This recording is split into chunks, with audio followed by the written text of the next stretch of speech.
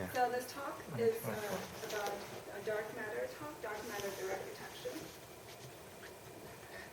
A dark matter direct detection. In particular, we're talking about directly detecting axion-like dark matter, axion-like particle dark matter. Okay. So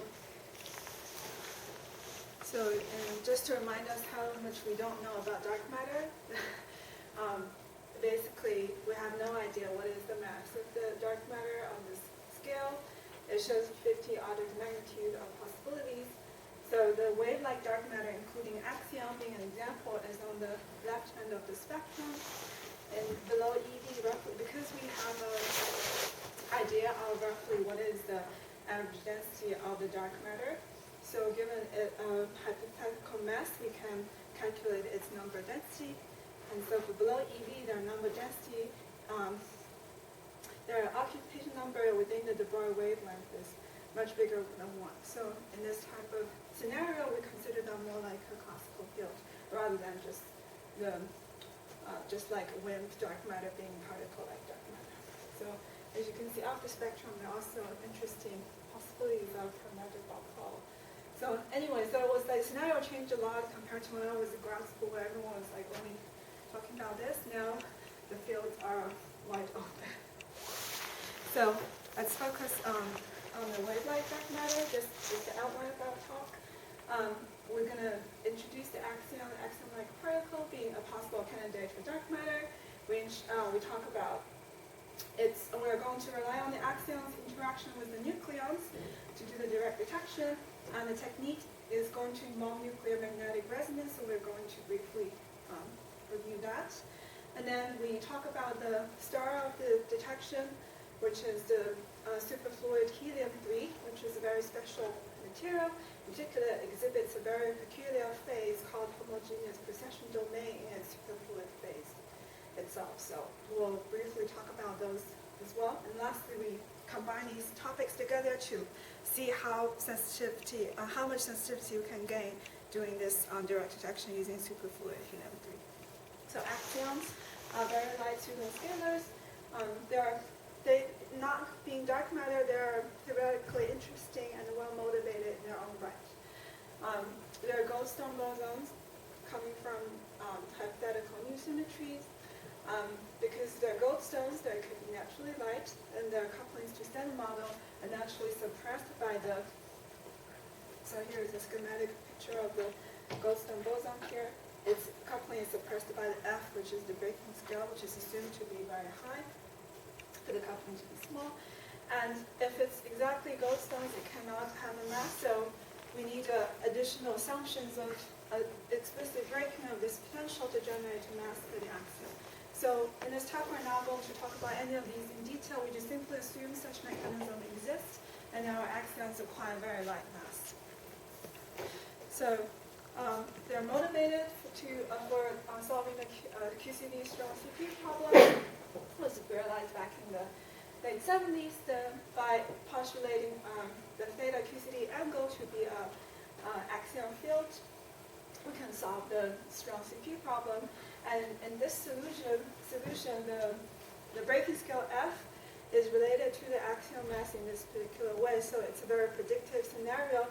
And it's also a very interesting theory target we want to aim for during our direct detection experiments. Also, there are many axion-like particles that are predicted in string theories. And the F is very large, usually at gut scale. And masses of axion-like particles are independent, spanning a vast range of parameter space. So in this talk, we're not just doing QCD axion, we're assuming the mass and the couplings, which is determined by F, are two independent degrees of freedom. So our parameter space will be two-dimensional, basically, as we'll see later. So apart from being interesting on their own, axion can constitute dark matter. So as we said before, they're naturally light, so their occupation number is large. They could be thought of more like a classical field. And they're cold dark matter. The velocity is 10⁻³ times the speed of light. They're produced usually through the traditional mechanism as a misalignment mechanism. So they're their density actually depends on the initial condition, but we just assume there's some way to produce enough of them so they make up 100% of dark matter around us. And it's an example of wave-like dark matter, as we said, so we can parameterize in this particular form. Its amplitude is set by the observed density of the dark matter in this way. Mass is unknown. It can span like a very large parameter space. And there is this momentum part. This V, remember, is a small number, so this part is relatively unimportant compared to this part in most experiments. However, this is crucial for axion-wind. Since we're talking about wind, we cannot neglect this term to generate wind, right? So, going back to interaction, axion can interact with photons or leptons in a very generic way. This talk we're going to use axion-nuclear interaction, so let's focus on this Lagrangian. So it's written in this form, axion being a pseudoscalar coupled to the gamma 5, the chiral current of the nucleons. So there is the GAN. Notice this is suppressed by 1 over mass dimension. GAN, yeah, actually I wrote it here. GAN is 1 over FA, FA being very big. CN is some constant order 1 number determined by what is the model that generated that effective Lagrangian. Okay,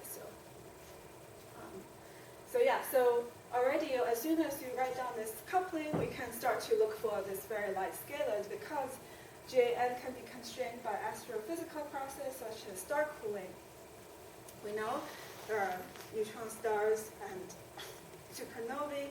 They have large number density of nucleons, so they can branch from an axion in this way, right? So axion once produced, they can easily leave the star, taking energy away from them. So this will accelerate the star cooling, and by allowing this, so basically we don't want excessive amount of cooling, so this gives us an upper bound on G. And this doesn't matter if axion is dark matter or not, because as soon as this coupling exists, this will happen, right? Okay. So in fact, this is a very, very powerful indirect constraint. And there's a latest results by looking at some neutron star data. They can constrain the axion coupling to neutrons to be less than 10 to the minus 10 inverse GeV at 90% confidence level for axion mass all the way up to 10 keV. So this is very broad. 10 keV, remember, is way beyond the wave-like dark matter type of scenario. So 10 to the minus 10 is like a target we will try to beat in direct detection experiments in the laboratory. Okay. So this coupling is nice because it allows us to directly look for axion dark matter using nuclear magnetic resonance technique. Why is that? Because in the laboratory frame where a nucleon is at rest, we can rewrite this in a Hamiltonian in this form. The S is the sigma component, the sigma sandwich between the two N that gives the spin of the nucleon, and it is dot into an effective B field generated by the axion gradient in this way. So the B field is the coupling times the gradient of the field. Okay, so it's suppressed by the gradient because remember gradient is proportional to the velocity by 10 to the minus 3. However, because we're doing NMR, we'll try to overcome this little suppression. We'll see. So just to put in some numbers, assuming GAN at 10 to the minus 10 inverse GeV, this B field is 10 to the minus 16 Tesla. So it's a very small number we try to detect, very small field. So what's the value of Cn? Basically, you're assuming the order one? Order one. Yeah, but there's some model like, I don't remember these names, but assuming like heavy quarks cinema clocks running the loop. This is roughly 0.1. 0.1, More like okay. 0.1, Okay. I think. But let's take it to the other one. Sure. Okay. Right, so it's, right, let's recap NMR, since we're an audience of high energy theorists, you might not remember how NMR works. So this is, first of all, you need a sample with overall magnetization. So we need to apply some polarization. Okay, so neutral thing wouldn't work in NMR. So you need a sample with polarized spins, overall magnetization, and put it in a bias field. This field is usually pretty large, like 1 Tesla. Okay, so the sample will all the spins, like microscopic, all the spins will try to be aligned with this B field. Okay, so then we apply, this is the continuous NMR technique. You apply a transverse B field with oscillation frequency omega. Okay, so the resonance occurs. So basically, you can imagine this spin now fills 2 B field. So it'll be very confused and try to like do random stuff. Okay. However, there is a resonance condition when the frequency here matches the Larmor frequency, which is the gyromagnetic ratio gamma, which is it's an intrinsic property of the material. Gamma is depending on the material, multiplied by the external B naught. So when they match, the magnetization will now try to so the overall spin, like the overall magnetization will try to tip away. So they'll try to be aligned in this direction actually. So yeah, this is the resonance condition. So as we said, this should remind you of the axion, right? Because it has an oscillation frequency. You can think of axion coming this way, wind coming this way with this particular frequency. And now this is your knob, right? So you can tune the knob here to look for that resonance. So this is technique, this is a proposal proposed by these two. So not only do I not know what NMR is, but I don't know what the Larmor frequency is. I think I'm very confused. Can you remind me what it is? The Larmor frequency? Yeah, what is it again? Larmor frequency is just defined by this gyromagnetic ratio, which is a number related to the choice of the material. So it's an intrinsic property of the material. So is the precession of the spin the helium-3? Or Oh, the Larmor frequency you polarize the helium-3? So Yeah, it'll try to do they're this. sort of rotating around like that. It's that frequency. It's yeah, the precession frequency around it's it. e to the I omega t, Oh, yeah. HT. And you're matching that, I see, and you're matching that to the frequency of the applied thing. Okay. Yeah, so the Okay. signal is, in this setup, the signal is, once they match, the overall magnetization will try to tip away from Mhm. this Okay. V0 direction. Sounds like some quantum mechanics problem. Yes, this is all quantum mechanics. 116B. Yeah. Okay, so, right, so where are we? This was proposed back in 2013. It was a very nice idea, but there are lots of practical difficulties in experiments, like always. Many years passed by, so this is like the latest sort of constraints on axion-nucleon coupling. So these green bands are all the astrophysical bounds, like we just talked about considering star cooling. You see they're very broad and very strong. Actually, they remain as one of the most strongest ones, except like a little bit here. So these red ones are different, like NMR-based techniques. Okay, so they're not like this setup. They're different type of experiments. Yeah, so honestly, I'm still looking into what each one presents, but the one here is named like CASPEr. So CASPEr is sitting here. And this is their bound. CASPEr-0 ultralight field, which is not even this setup, but this is their, they're starting from somewhere and they start to put bound on this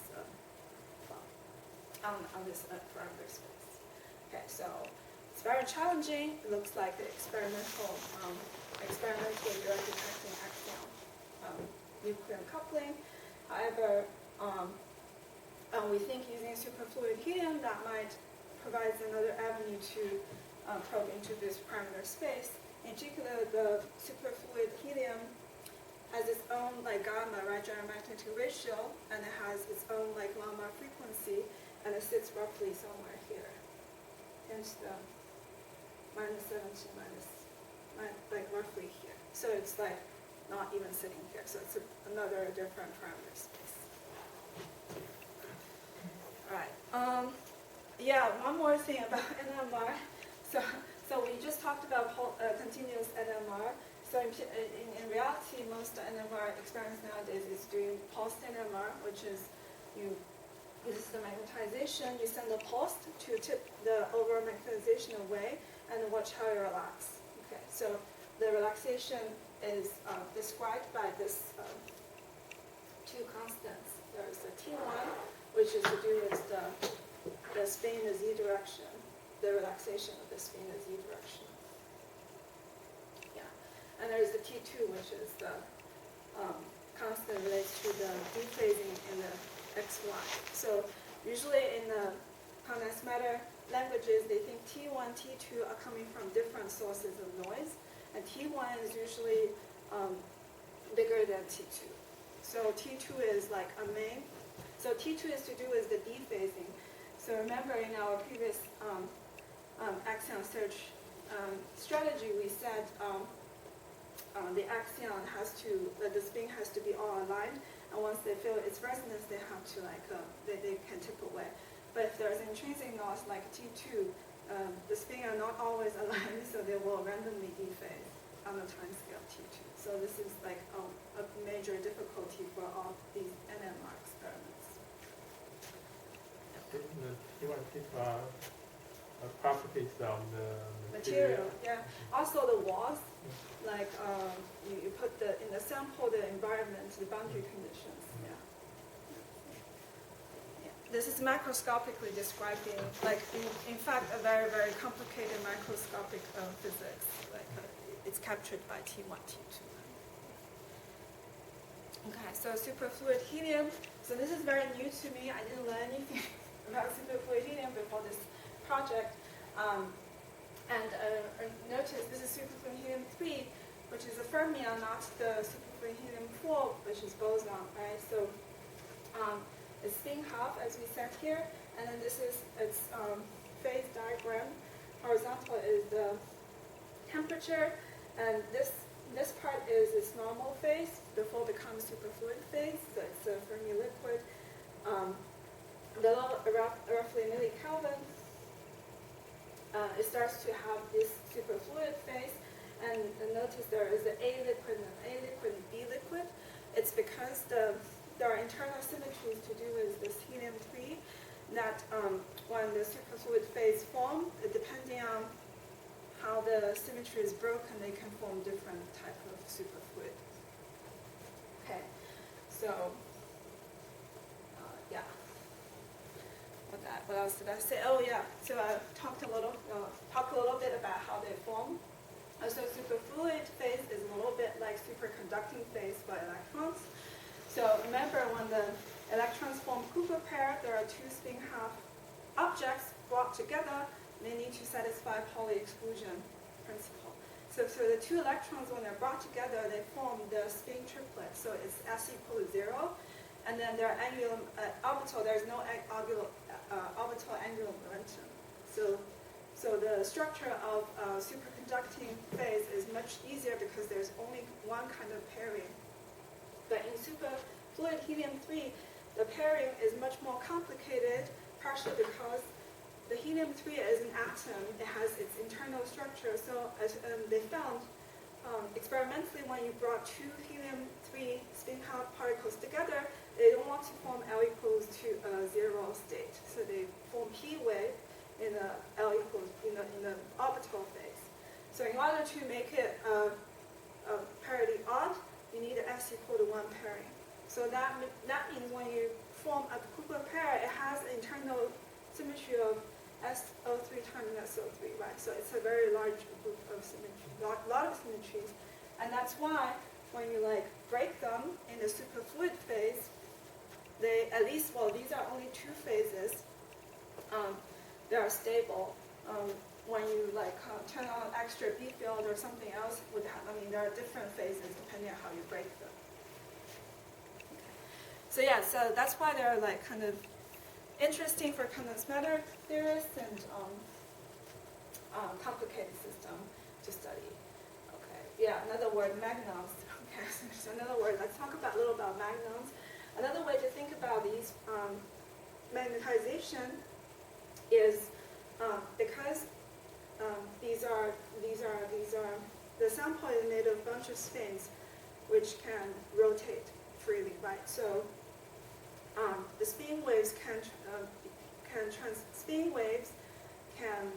apart from the mass like currents, the spin currents can be what's the word? Propagate, yes. Spin waves can propagate through the materials as well, right? So the magnons is just a quasi-particle associated with that waves. That's called magnons. So when they form superfluid phase, you can think of it's the magnon that forms the BEC in this superfluid phase. So the setup we're going to use is the B phase, which is almost a perfect magnon BEC. Okay, so this is just how much I know about superfluid helium. And there are a lot more interesting physics going on with superfluid helium. Yeah, we can talk more later if you're interested in this. Okay, so as explained, the next part I'm going to explain to you is the homogeneous precession domain in this superfluid phase. So what do we mean by that?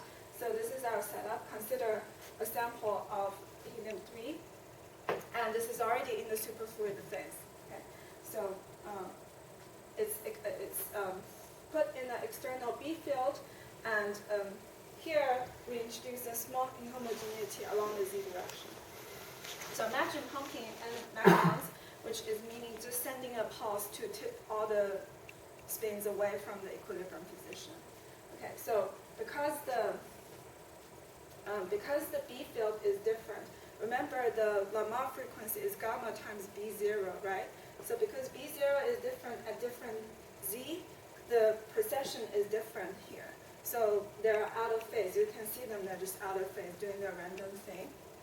This is what you expect. Okay, so the special thing about the homogeneous precession domain is if you wait for 20 milliseconds, this will form. Okay, so there will be two BEC going on. First of all, there is the bottom half where all the spins, the polarization is aligned with the external B field.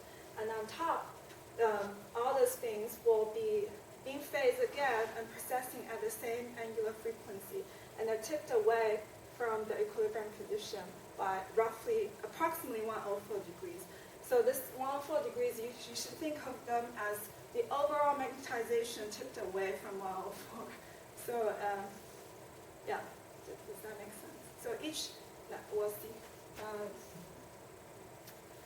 Yeah, okay. So why does it happen? Well, because I didn't tell you there is additional energy going on in this helium-3 atoms. It's the spin-spin interaction, which is the ED term here. So in particular, to determine the frequency, there are two terms that can contribute. There is the Mach frequency. On top of that, there is the spin-spin interaction. In particular, spin-spin interaction has an interesting shape. This is the potential. This is the full potential for the spin-spin interaction, the potential here. So there are two angles. One is the cosine beta. Beta is like this angle. Beta is this angle.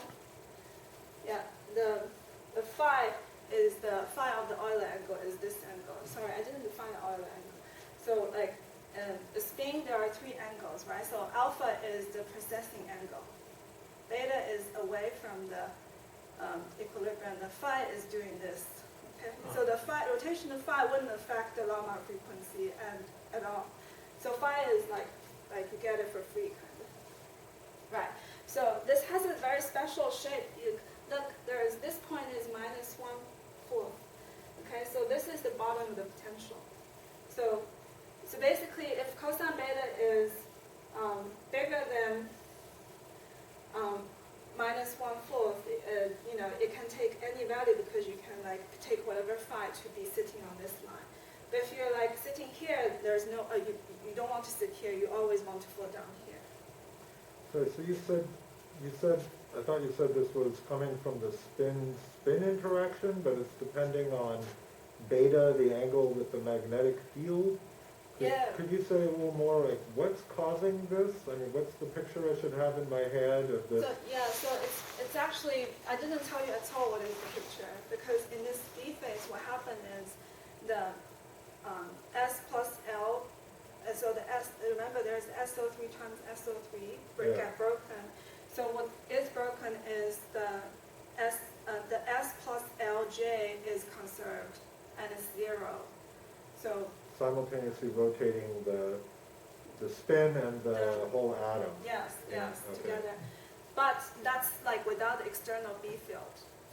So now if you so everything that is in the external B field, that is like orienting the dipole, the L, always along with the B. So I can think of this as some internal degrees of freedom that are responding to the magnetic field in some non-trivial way. Yeah, in a very complicated way. Yeah. Okay. So yeah, this was worked out in like 80s. Also, this is a macroscopic description. So in fact, what happens is because of this breaking is like spontaneous symmetry breaking. Associated with them is you have spin supercurrents going on. So these are so the alpha. Remember, the alpha is the precession here. The gradient in alpha can source spin currents in this direction to even all the to make sure all the alpha are straightened in the same phase. Well, the spin is responding differently from the rotation to the magnetic field. So somehow it's like tilting the potential, right? Normally that would be a degenerate direction, rotating it and the you spins, can think but of the that way, B too. is breaking that in a complicated This is way. this is breaking Yeah. that. Okay.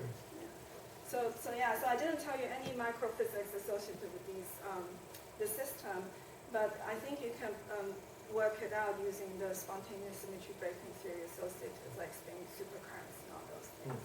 But macroscopically, it's because of the existence of this dipole interaction, spin-spin interaction, allows all of those to be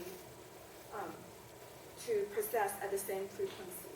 But can I just ask, sorry, but why isn't it proportional to B then? Because then you would somehow think that it would turn off if the external, to B naught, or is it? Is it proportional to B naught? No, this is actually very tiny. This is very small. But is it proportional? Shouldn't it be proportional to B naught? Because I thought it was B like naught is buried in B of Z, right? in beta. Yeah, so this ED should be very tiny itself. But is it proportional to the applied external The field? field, I have to look into the expression of this. I don't Okay. have it in All top right. of my mind. Okay, just go. Sorry. But I they stopped you exist, and usually they're very small, and you ignore them. It's only when you have this special phase, you start to see the importance of this ED, this term. So yeah, so this is actually very, very small. So the cosine beta is, I'll put it the other way, the cosine beta is adjusting itself to make this term always maintain at the same frequency for all these guys above the domain wall. But this is really tiny, so you see this only has to adjust a little bit. So overall, it's still like roughly at 104 on average. Do you need the range of Z dependence to get this picture, or No, which Z dependent? the D field, magnetic field depends on D, so you have the dV dZ. Then Yeah, to get this thing, you DPDZ, need yeah, to arrange it some particular Z dependence or some just random. no, this is the Z direction. Yes. This is the Z direction. Is it the case that there's a critical value of B, and if you're above it, you're in one of these phases, and if you're below it, then you're the other. So the dB/dZ is just making sure there's a domain wall somewhere. Yes, Okay. BDZ is Right. important to have the domain wall be formed. Okay. Yeah, exactly. So if you don't have a gradient, you won't see the domain wall form. So if you arrange this here, then you can form many different domain walls. Perhaps we have to think a little more. Okay. Honestly, there's lots of like very complicated microphysics in this thing, so I need to like understand a little better to answer that question. Roughly speaking, yeah. So a few notations. I wrote down something here. So you can think of the n as the number of magnums, which is just a fixed number as soon as you inject whatever the pulse is. This is just the overall number. And the volume is so the n is the magnon density, which is defined, which is proportional to the tipping angle away from the equilibrium direction. And then V is the volume of this domain, this precession domain. Okay, so remember, in pulsed NMR, you see the decay, right? So, what did I say? Oh, there's the name, like get angle. Yeah, okay. Now, more things are. So, what is the frequency of these guys? The frequency is determined by the frequency of this domain wall. So, all of these possess at the same frequency here. Okay. And decay, yes, the decay. So how does this thing decay? Remember, oh gosh, this looks.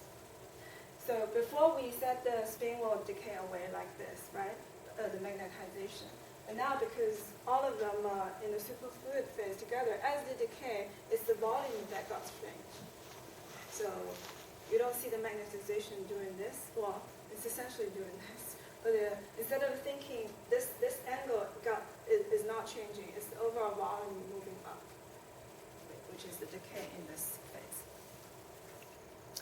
And as it changed, right, as the volume shrinks, the wall changes its position. And remember, the B field has a gradient, so as it moves, the llama frequency changes slightly.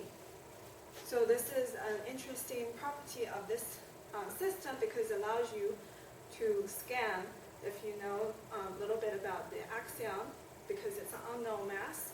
If the system has a built-in way to scan a fixed set of parameter space, that would be nice. So this is a nice property of this system. Right. So and axions. So just to recap, okay, before we add axions, we said there's the two domain that will be formed in this bulk of the superfluid helium. And as time goes on, the domain wall will shift upwards as the magnon decays. As it shifts upwards, the Lamar frequency of all these guys will drift linearly. Okay. So this is it's going somehow back to equilibrium, and what got it out of equilibrium was the external magnetic field. So like you turn that on, and then it kicks the system, and then it decays by this domain wall moving. Yes. Okay. So it's a pulse. You send a pulse and then watch how it decay. Okay. Yeah. Right. So this is the picture before we add the axion. So now we remember the axion behaves like external B field. I mean, a priori we don't know what's the direction of the axion wind direction, but let's assume it's pointing in this direction. Okay, just for simplicity, toy model. Right. So if you write down remember I should have that equation. The block equation governs the precession of the magnetization. If you write those down, you will see this is the decay of the magnon in this domain. This is the axion. So without the axion, it's just doing exponential decay as it should be. And the axion part comes in like this feature. There is the part with the axial oscillation itself, and there's another part. This is the Lamar frequency. Okay. So if you see these two terms, you know there is going to be a special thing when these two guys are the same. It's going. So on average, this is going to be very small and very rapidly oscillating. Unless this equal to this, then there is a linear term. So this is on resonance for axion. Yeah, so I said when this happens, ma plus minus delta ma. So axion is not a perfect delta function. It's not perfectly monochromatic. It actually has a tiny spread because we remember axion has a small velocity, right? So it has a distribution, so it has a tiny spread. However, remember the Lama frequency is like scanning. So there will be some time window when these two guys are approximately equal to each other. And this is when this BA can very efficiently inject NA or taking NA away from the system. NA is the number of magnons due to this. So I said roughly the number of magnons due to this external, the axion-wind on resonance is the magnitude of the B field due to axion times the tau. So tau, this is another thing I didn't mention earlier. This is the coherence time of the axion field. The reason is back to this again because it's not monochromatic. You know, if we have a light that is random, it has random distribution, right? So it will introduce a fluctuation in this like coherence time too. So it's not stable, so it will fluctuate. So that time is dependent on this tau, which is inverse of this number. So for this setup, I didn't tell you any numbers. We're looking at 10 to the minus 7 eV roughly, that scale. So this tau is on the order of like 0.1 second. So very small time. But not too small, right? So okay. So what's the signal? Yeah. So we said if as the domain decays, we traverse through some period when this guy is on resonance with the axion. What is the signal? Well, we said this now means axion can very efficiently inject the magnon into the system. That means because the magnon density is fixed by 104 degree, right? So that means there will be a fluctuation in the domain wall. Okay, so it will jitter a little bit when this happens for 0.1 second, let's say. It will jitter a little bit because this domain wall shifts. That means the Lama frequency is going to shift. So in the end, the signal you see is a shift in frequency. This is the signal.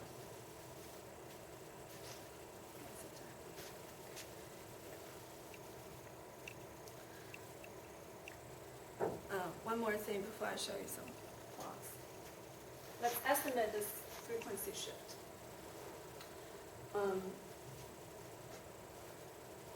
Right down here. So here, this part is the geometric ratio times the B, right? Like the Lamar part, just like Lamar frequency. There's these guys, right? So there's the alpha Z naught. So what is the alpha Z naught? Basically, alpha is did I write it somewhere? Yeah. Alpha is the fraction of the change in the gradient. So alpha, realistically, it cannot be very big. Well, because imagine if it's too big, because the microphysics, what happens is you need these supercurrents to run very fast to straighten out these gradients. So if alpha is too big, this is not going to work fast enough, right? So alpha realistically is like no bigger than 0.1, so 0.01, something like that. Not so big. Z naught is the size of this domain. So basically, the larger the size is, the larger you have a signal, which makes sense, right? Because you are perturbing a fraction of the original signal. So the larger the original volume is, the larger the signal is. So yeah, so it's this combination. And this is the frequency shift. Is like the frequency due to the axion divided by the original Lamar frequency of the system. 10 to the minus -13. So I don't know how much you know about precision metrology using frequency like atomic clock, stuff like that. So this is very well within the range for modern day atomic clocks. However, these atomic clocks work in certain frequency range too, so we have to yet to confirm whether there is an atomic clock working at this frequency. This frequency is 100 megahertz, 10 to 100 megahertz. So you need precision for this at 10 to 100 megahertz. Sorry, I'm kind of lost track. Is this like a beat frequency or something? Or what, sorry, what is this ratio? This ratio Yeah, is... what are these, I'm sorry. Yeah, no, I didn't, because I didn't put in enough, I didn't put in any like equation here to show the frequency. But I just Yeah, that's maybe that's zoned out. I just don't know what's the numerator, what's the Yeah. denominator. Yeah, so Yeah. maybe you can write here, so, yeah, this. So, let's see. Like this, right, so this is the frequency. So the B field now depends on the position of the domain, Right. remember, okay? So roughly speaking, it's, I want to say, changing, like the domain wall times. But the change is just due to the change in that volume, right? Yeah. Because of the axion. Yeah, so I want to say the change comes in, the frequency shift comes in a change in the B, which comes in the fact there is a shift in the domain wall position, Z minus Z. So this is the frequency at the domain wall. So what is rotating at the domain wall? So the domain wall is so the position of this domain wall should decay. What's the word? Roughly say this. The domain wall without the axion should do just this thing. Relaxing Just somewhere. relaxing. Okay. So now, with axion, the domain wall will have a shift like a delta Z. Actually, as a delta Z times alpha, which is like this. And this is the axion bit. The axion comes in, so axion pump in magnum, and we said because the magnum density is fixed, so how does it react? It can only change the volume of this precession domain. So that gets reflected as a change in the position of the domain wall. And the change in the domain wall reflects itself in the change in the gamma B. So this is the frequency shift in the end. Okay. Yeah, I should have written down all of this. And you're measuring, you're coming to what you're going to measure, or have you told us? I didn't Okay. draw a quote. I didn't quote. Okay. I can show you a picture of that. 'Cause, actually, why don't I not show a picture?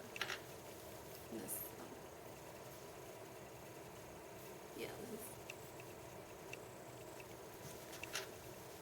So this is the sort of the experiment, like what you should, what's actually doing. There is like a magnetometer sitting. Say the here. pointer if you want to use. Yeah, it's fine. There's a magnetometer sitting here, and you just, and then this is the NMR signal, and this is the amplitude of the signal, which is like, you can think it's a magnetization in the, away from the, the equilibrium position.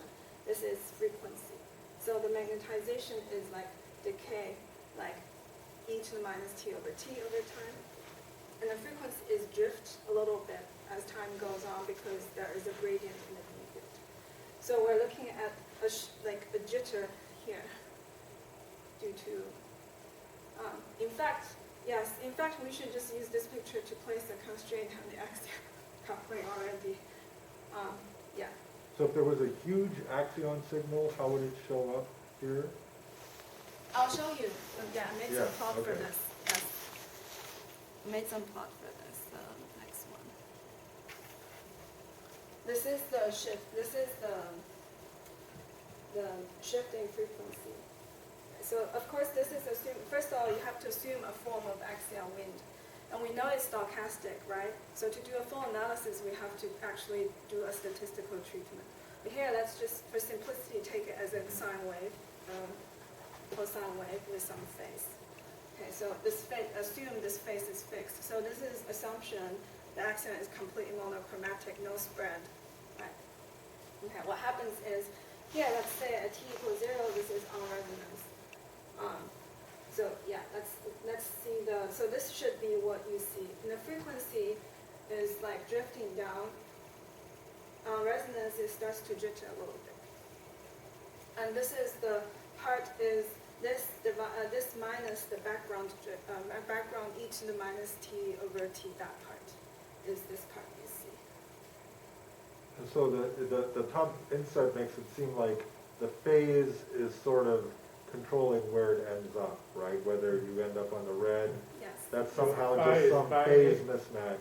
Yes, exactly. The phi controls whether you're going up or going down. So this is not very satisfying because you shouldn't have a signal like depending on this thing, right? Right.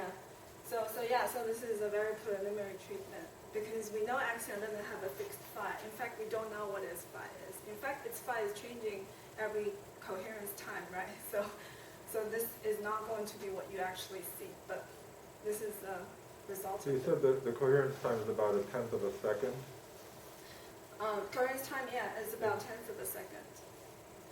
So if you're on a smaller time scale, you can sort of... Yeah, but the thing is we cannot turn off the axion-wind too. So to actually, like, if you just put this out, because you cannot turn it off, you cannot know the absolute value, what is the gain. But of course, if we look at a plot of the frequency, right, just by looking at the uncertainty in that frequency, you can sort of place a constraint, right? Let's say axion bring in uncertainty in that delta omega. That can be translated to a constraint on the axion. But here, the fact that you have 0.1 seconds on the horizontal axis, that's to do with the experiment, right? Yeah. It unfortunately has the same time scale. If that time scale was a lot faster, you'd be in great shape, right? But then your integration time is like you are seeing this like very efficient injection for a smaller time, isn't it? Yeah. So that your overall shift is smaller. So this is like maximized. First of all, this is just to see it visually. We turn this G very big, first of all, because in fact you won't see it if it's anything small. The next thing is we turn the alpha, the gradient of the B field, to so that the axion coherence time matches the time that the llama frequency changes.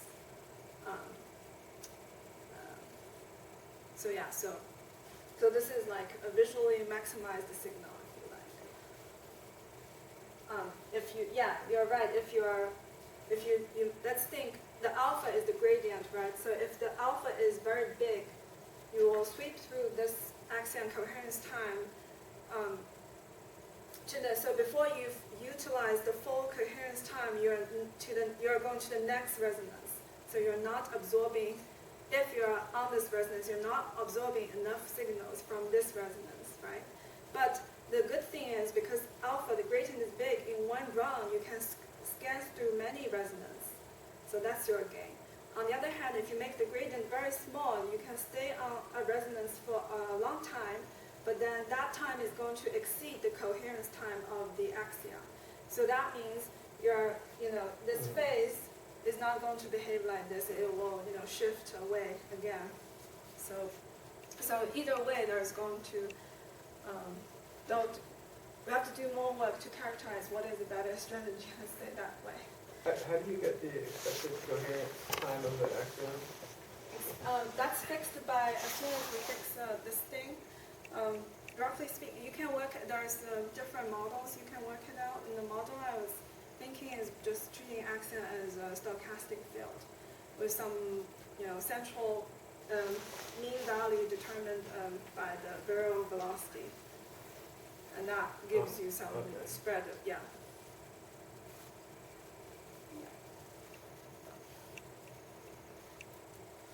Right, let's see. So you're assuming a velocity dispersion that makes sense for being in the halo. Halo, yeah, in the halo. The halo, standard halo model is, roughly speaking, assuming the velocity is,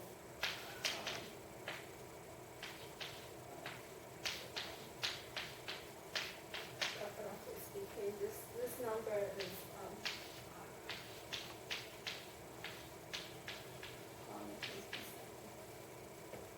Mhm. and the sum is 200 something kilometers per second as well. And you can work out what is the spread. Yeah, this is something I'm like interested in work out like myself, because as I want to do this more carefully for the data, I need to like work out what is the states for axion dark matter. You know, like not just not just like this. Right? So this is, for example. And sorry, what is so what's theta dot? Theta dot is the precession frequency. Sorry, Okay. I didn't introduce. This is the precession frequency Okay. centered at the axion frequency. Okay. And that's this very rapid oscillation. Very rapid, Yeah, 100 yeah, megahertz, yeah, yeah. 50 to 100 megahertz, very rapid thing. Yeah. Yeah. For example, this is a model. You know, they say, well, let's do it this way, so that gives me some idea of how the axion coherence will manifest itself, or incoherence rather, will manifest itself in the signal. In fact, this is like not very satisfying still, because we it's less clear here, but these are just, again, these are effectively like these phi A, depending on what these things. When we do the simulation, right, depending on what is the instance generated, you get up or down fluctuation. So, yeah, so we have to think more about how to actually extract that signal. Is it bigger signal? Hmm? On the right hand side, the signal is bigger. Yeah, because this one, in a way, a bigger signal is because when you round numbers, when you simulate numbers, right, J, you put like, let's say 10,000 number of ways to add it up. So then you get this random up or down fluctuation, that's it. Okay. So yeah, it doesn't, So like increase by some square root of n. no, it's just because when we run this, you just pick 10,000 simulations and then you add it up, right? So occasionally you get bigger by accident, interference by accident. Yeah.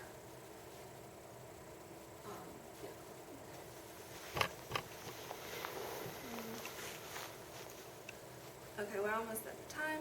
So this is just, this is just recap what we did, saying the decay of this system allows you to naturally going through many resonances, and the number of resonances, of course, depend on what is the gradient of the B field you set up, right?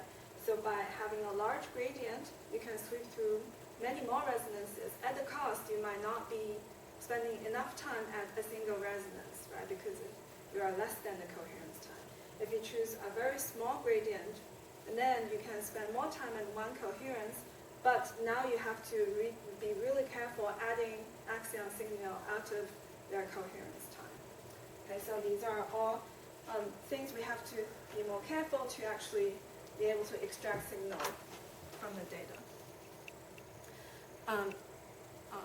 Background.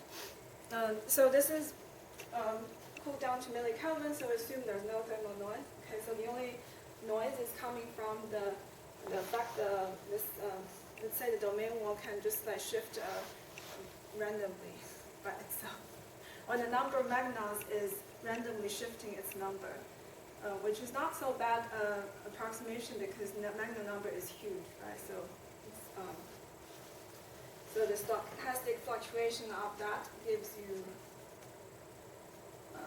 if you work out it, it's like this expression.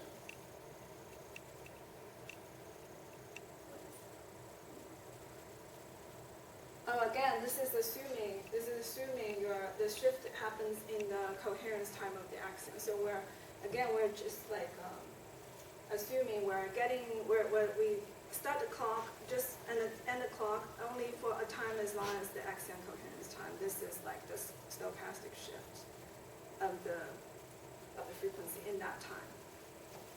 Just that, and then you can do try to find the limit by saying your signal to noise equal to 1. And the signal is the one we see before, the noise is here, the stochastic Poisson noise. And there is this n equals 1/4. So again, this is just an estimate. This is just saying, let me do my number of experiments n times. How much do I gain in this way? So here, usually you should gain by square root, right? Because we know the Poisson noise beats down as your number of experiments increase. But this, we're not sure because our signal itself is a phase. So we're not entirely sure. The signal itself doesn't add coherently over different experiments. So that introduces an extra square root. So this is just an estimate. Okay, let's proceed with this estimate. And this is like the money plot.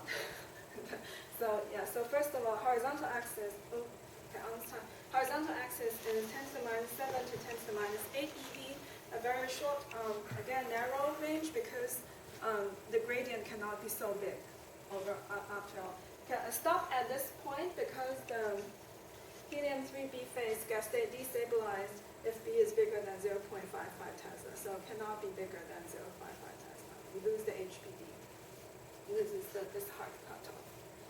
And so if you look at this zooming, these lines are just going from relatively conservative to more bold assumptions, right? So this one is like assuming a T1 is the decay time of the HPD. A volume HPD is 10. A T1 is 10 seconds. Volume HPD of 10 centimeter cubed. B field is sitting at 0.55 Tesla, or is a gradient roughly like this big. And integration time minutes, this just means you repeat experiments. So I assumed each experiment is roughly 10 seconds and no more, because if I do more than 10 seconds, I lose too many magnons. That's not going to help me. So around 10 minutes for like each experiment 10 seconds. This is how many experiments I added up using the 1/4 enhancement, and this is what I get for this experiment. So if you look here, this is not so bad because, just of course I choose the parameters carefully, making sure they're realistic at the same time, like beating the astrophysical limit. And then these other red and blue ones are just, of course you can see these are greatly enhancing, and the volume and everything is greatly growing. Oh, the way that depends on these parameters is written here too. Okay, so it's just going to become bigger and like longer to get these things. Let's conclude. Do I have a? I don't have a conclusion slide. So this is my conclusion slide. So this is a first step to examining how to incorporate the special phase of superfluid helium to do axion NMR. And it's hopeful, but more work, as we said, have to be done before we actually conclude an actual constraint. Okay. Thanks for your attention.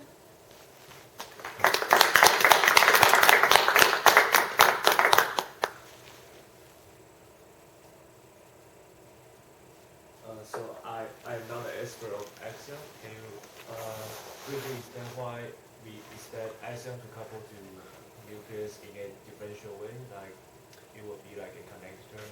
Yeah, so this depends on actual models, but because by symmetry, so axion is like pi, or like a pion or something. So it's a pseudo-scalar well because it's a Goldstone, so it couples to its derivative. So it's pseudoscalar and has this, so the only way you have is something like this, right?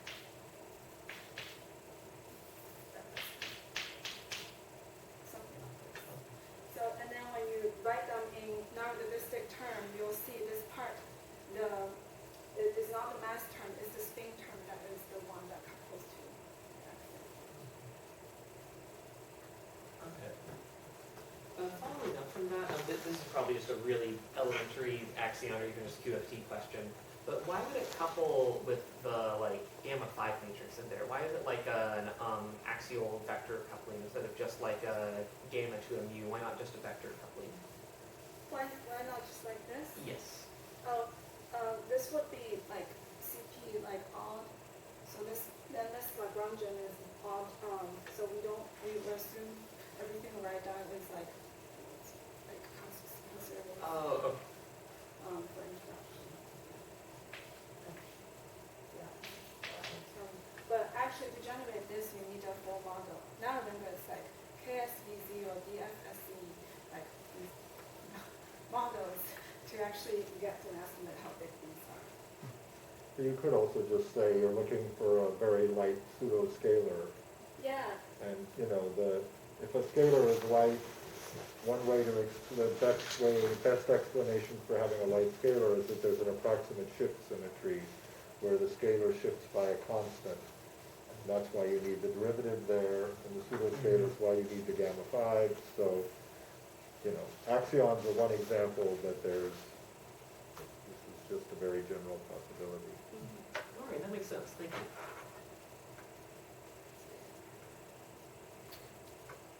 So somehow the big picture is that there's this transition between these sort of two phases that depends very sensitively on the external B field, right? And the axion is effectively changing that external B field, right? Yes. Yeah. So I didn't I should have summarized sort of the advantages of this over the NMR.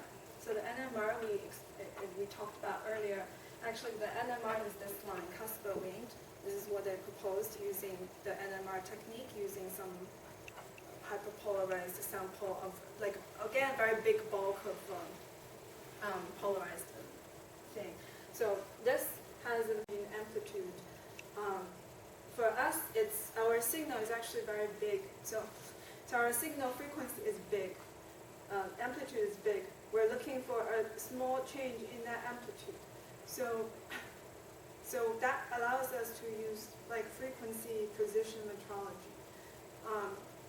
So maybe there is more hope along this route.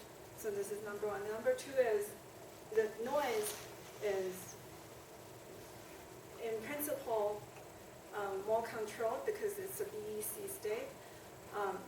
Remember, in the ordinary NMR, there is the T1 and T2, right? So there's dephasing, and there is the T1 is like it's actually the T1 is caused by, in the normal NMR is caused by the inhomogeneity of the external B field. So for us, the inhomogeneity of the external B field is a feature. It's not a problem. And then T2, there is no separate T2 because the whole system is in a BEC. So it shouldn't experience problem like dephasing. It could have dephasing, I think, if you have the gradient of B field is too big, and then you don't have enough internal supercurrents to makes it all processing the same frequency all the time. So, yeah, these are the two main advantages I think I can think of. So if this axion-Wind behaves like a small external magnetic field, will it be screened by a conductor?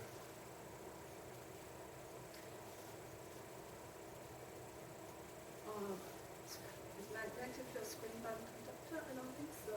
Why is this? I mean, if I think of a magnetic field from outside, like the electromagnetic wave, then a conductor will screen a cell phone signal. I'm just curious if the axion will just penetrate the conductor and create magnetic field inside the conductor, or it effectively like a electromagnetic wave screened by the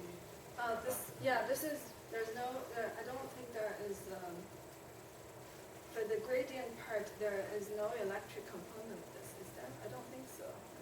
And for, at least for a time, it's like this constant magnetic Yeah, field, it's right? like I a mean, constant the magnetic. Lorentz force is proportional to the velocity, right? So an electron that's not moving is not going to be forced to move by a magnetic field. So that's one elementary way to see why there's no screening. But electric fields, of course, are different, right? Right. So Well, I don't know, are we done with that one? Right, yeah. I'm just wondering about, how, it sounds like you're still thinking about how to actually calculate the signal-to-noise ratio. Oh yeah, I'm Right, thinking yeah. about it nowadays, yeah. Yeah, I and, found a way to finally convince myself it's a good way to deal with axion-like matter, which is using some like density matrix like way to do it. That way I don't have to like simulate. Like I just don't like the fact you have to put like 10 to the 5,000 of things and simulate and get some results from the simulation. right, But like if you do it statistically, like using a, because you know the velocity distribution, you make a guess of velocity distribution, right? So in principle, you should be able to analytically estimate everything using that velocity distribution. yeah. Talk more if you want. But even from, from you had some estimate of the coherence time, right? And then, are you, is it, in that time window, there's some constraint, just given a limited time sampling, then there's some constraint on how well a frequency can be measured, right? Is that important? Is that important here? Yeah, so the frequency can be sampled at much higher. Okay, Yeah, okay. frequency for these kind of experiments are sampled at very high rate. I think you can, like I think But if you- is the point that you're measuring a frequency that's much larger than 1/0.1 whatever delta seconds. T. You're actually, I think, she's actually measuring a frequency, is that right? You're measuring a frequency that is much larger than 1/1.1 seconds. yeah, 10 much hertz. lower. Right, much, yeah. much Okay. Yeah, the frequency is 50 to 100 megahertz. Right. There's accuracy, so that's still somehow a concern, right? Yeah, it's the accuracy. Yeah. It's like you need a very high accuracy to, for example, rule this out. Right. So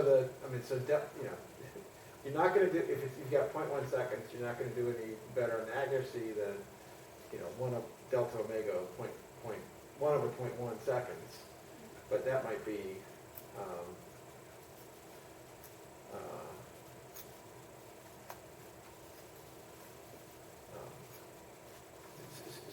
so you've got 10 megahertz compared to 10 hertz. But at 10 hertz, how well, what kind of precision do you need on the frequency measurement? To rule out the axion, for example, this is like 10 to the minus 13, something like that. Ouch. Okay. So actually that is important. I mean, the finite window you have, because that's setting it, so in any one, okay, but then you're trying to integrate down, I've got this, I'm gonna get a certain value from this 0.1 second interval, so that's like a 1 in 10 to the 9, and then you've got, and then you're just thinking, well, how many of these intervals do I have, and you're, why wouldn't that be going down as the square root of? Yeah, I think it should go down like square root. That's my Okay. feeling too. The more I think about it. Okay. But by the time we do this plot, we're still not thinking enough. We're not Okay. thinking hard enough to. You said as much. Yeah. Um, Okay. yeah, I agree. I think in the end, it's the variance. It's not the like when you measure these, it's the variance. It's not the phase. Like so it should go down like square root.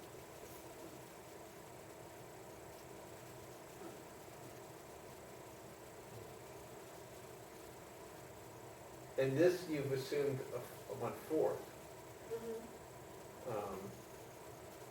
So that's gonna make, that'll make a huge difference, right? I think so, yeah, could make a difference.